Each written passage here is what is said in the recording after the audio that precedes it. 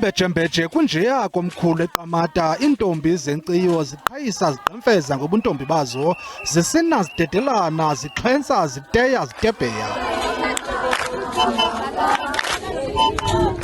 Injongo yalo msitho kukukhuthaza la maqobokazana ukuba azigcine esilungekile, asinde kwizifo nasekukhulelweni eselula.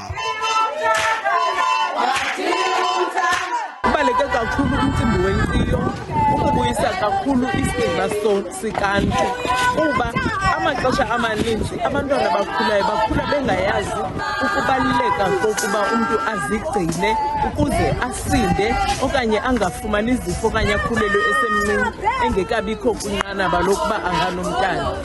Enye injongo ephambili kukubaxhobisa ngezakhono zobomi nokubafundisa ngamasiko nezithethe.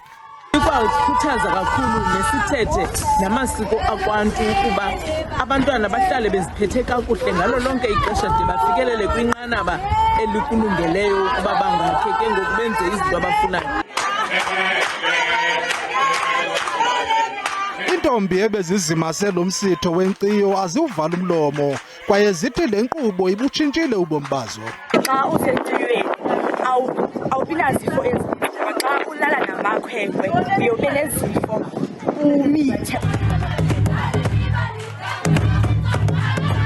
Lo msitho ubanjwa ngexesha apho lithande ukuqatsela izinga lokukhulelwa kwamantombazanana aselula nokwayela kolutsha kwiziyobisi notywala kweliphondo.